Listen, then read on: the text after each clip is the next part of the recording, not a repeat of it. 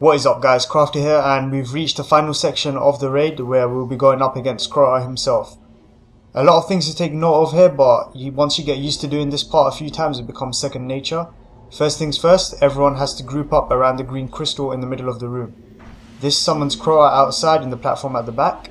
Once the presence of Crota debuff notification pops up, you can step away from the crystal.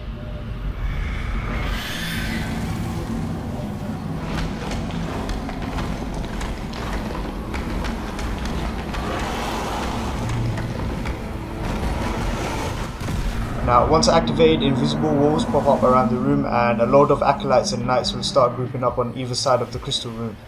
3 seconds after the raider pops back up, the walls will go down and the Acolytes will start shooting at you.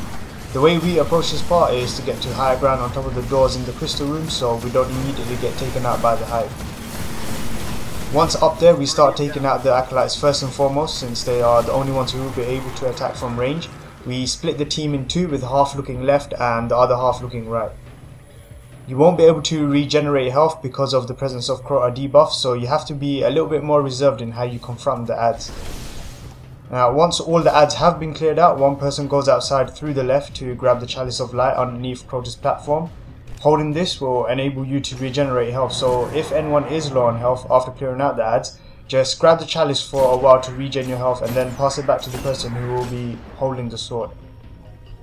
It's worth noting that at this point, once the first person exits the room and goes outside, the movement timer for Crota starts. From that point, he will change positions every minute, going from middle to right, back to the middle and then to the left, where you will be grouped up. Another key point is that after exiting the crystal room, if anyone dies, the oversoul will immediately spawn above Crota and has to be taken out as soon as possible, otherwise the entire team will wipe. The way we divide up the team is to have one person on boomer duty, sniping the 2 knights that spawn in the left tower.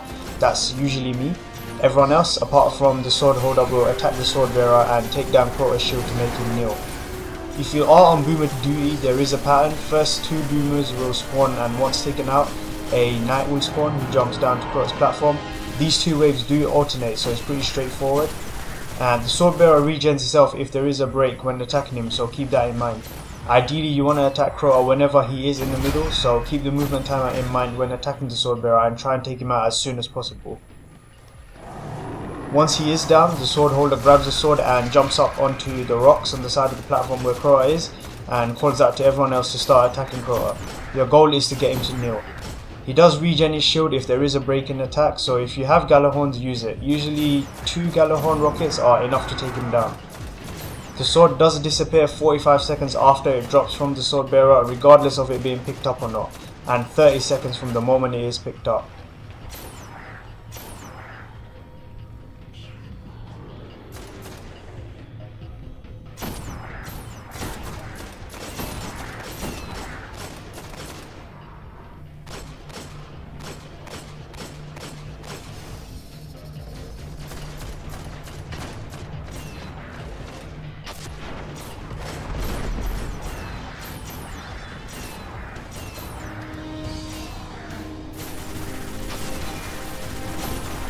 Once Crota's shield is at 25%, one person will tell the sword holder to go whilst continuously attacking him. Once Crota is down, the sword holder has to jump up onto the platform and attack Crota before his shield pops back up. There are a number of combos that you can use, all with varying degrees of effect on Crota's health, but the simplest we found is to get in 3 slams using your shoot button. If you can't get in the slams quick enough and need practice, just try using the sword in the Sword of Crota mission or in the random events during patrol on the moon and earth. Once you get your slams in, get back to the rocks, since Crota will try and attack you. Again, your team has to take down Crota and you repeat the process. He will go down a lot quicker the second time around since he is about to move. If you manage to time everything perfectly, you should be able to get Crota down twice with 1 sword before he starts moving to the right. After the sword despawns, instead of grouping up on the left, everyone jumps down into the middle and goes to the room in the far back. Now, this is the Ogre Phase. 1 Ogre from each of the 2 boomer towers will spawn and start to attack. You go to this room in order to funnel the Ogres towards the entrance so you can take them out easily.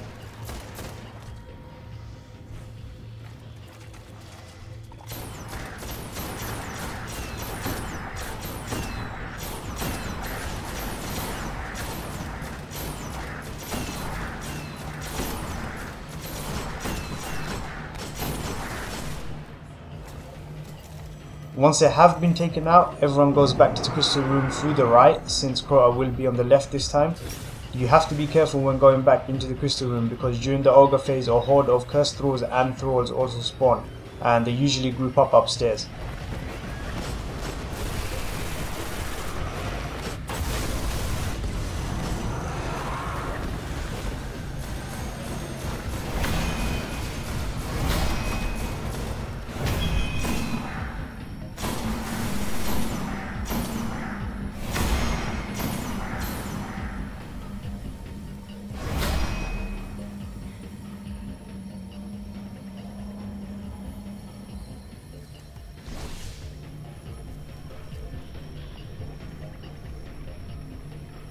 Once Crota is back in the middle, you rinse and repeat.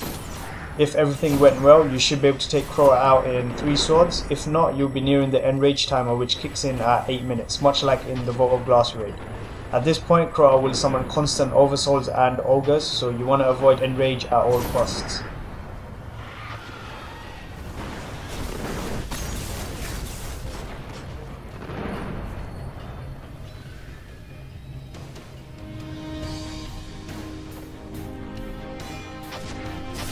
Key points to make note of is that ideally your sword holder should be the highest level in your team. The higher the level, the better the damage on Crota. If your team is relatively comfortable and skilled enough, you can take down Crota when he moves to the right and left as well, but it's just generally a lot easier to take him down whenever he's in the middle.